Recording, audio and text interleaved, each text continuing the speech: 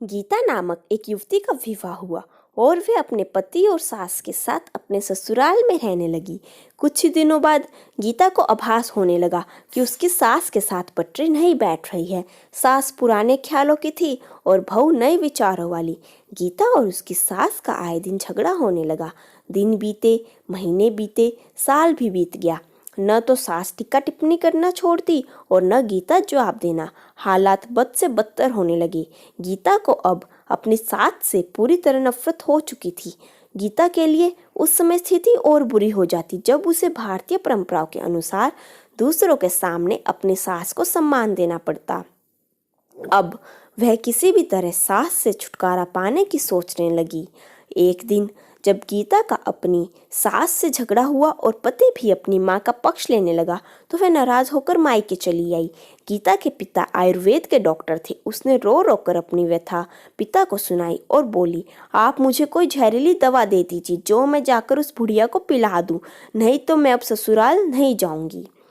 बेटी का दुख समझते हुए पिता ने गीता के सर पर प्यार से हाथ फेरते हुए कहा, बेटी, अगर तुम अपनी सास को जहर खिलाकर मार दोगी तो तुम्हें पुलिस पकड़ ले जाएगी और साथ ही मुझे भी, क्योंकि वो जहर मैं तुम्हें दूंगा, इसलिए ऐसा करना ठीक नहीं होगा।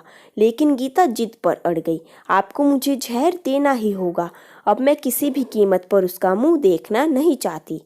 कुछ सोचकर पिता बोले, ठीक है, जैसी तुम्हारी मर्जी, लेकिन मैं तुम्हें जेल जाते हुए भी नहीं देख सकता, इसलिए जैसे मैं कहूँ वैसे तुम्हें करना होगा। मंजूर हो तो बोलो, क्या करना होगा? गीता ने पूछा। पिता ने एक पुड़िया में जहर का पाउडर बांध कर गीता के हाथ में देते हुए कहा, तुम्हें इस पुड़िया में से सिर्फ एक चुटकी जहर रोज अपनी सास के भोजन में मिलाना है। कम मात्रा होने से वह एकदम से नहीं मरेगी, बल्कि धीरे धीरे आंतरिक रूप से कमजोर होकर 5 से 6 महीनों में मर जाएगी। लोग समझेंगे कि वह स्वाभाविक मौत मर गई। पिता ने आगे कहा, लेकिन तुम्हें बेहद सावधान रहना होगा ताकि तुम्हारे पति को बिल्कुल भी शक न होने पाए, वरना हम दोनों को जेल जाना पड़ेगा। इसके लिए तुम आज के बाद अपनी सास से बिल्कुल भी झगड़ा नहीं करोगी, बल्कि उसकी सेवा करोगी। यदि वह तुम पर कोई टीका टिप्पणी करती है तो तुम चुपचाप सुन लोगी, बिल्कुल भी प्रत्युत्तर नहीं दोगी। बोल लो, कर पाओगी ये सब? गीता ने सोचा, 6 महीनों की ही तो बात है, फिर तो छुटकारा मिल ही जाएगा।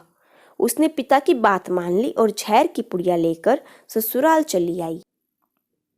ससुराल आते ही अगले ही दिन से गीता ने सास के भोजन में एक चुटकी जहर रोजाना मिलाना शुरू कर दिया। साथ ही उसके पति अपना बर्ताव भी बदल लिया।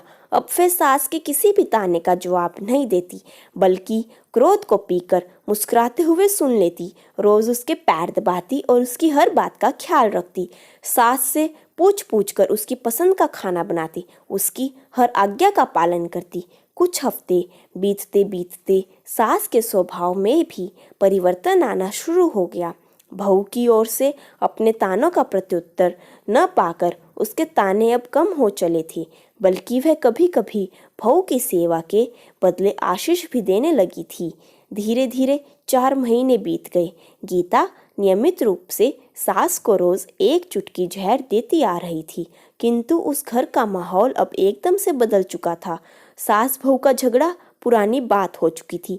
पहले जो सास गीता को गालियां देते नहीं थकती थी, अब वही आस पड़ोस वालों के आगे गीता की तारीफों के पुल बांधने लगी थी। बहू को साथ बिठाकर खाना खिलाती और सोने से पहले भी जब तक बहू से 4 प्यार भरी बातें न कर लेती, उसे नींद नहीं आती थी। 6ठा महीना आते आते गीता को लगने लगा कि उसकी सास उसे बिल्कुल अपनी बेटी की तरह मानने लगी है। उसे भी अपनी सास में माँ की छवि नजर आने लगी थी। जब वह सोचती कि उसके दिए जहर से उसकी सास कुछ ही दिनों में मर जाएगी तो वह परेशान हो जाती थी।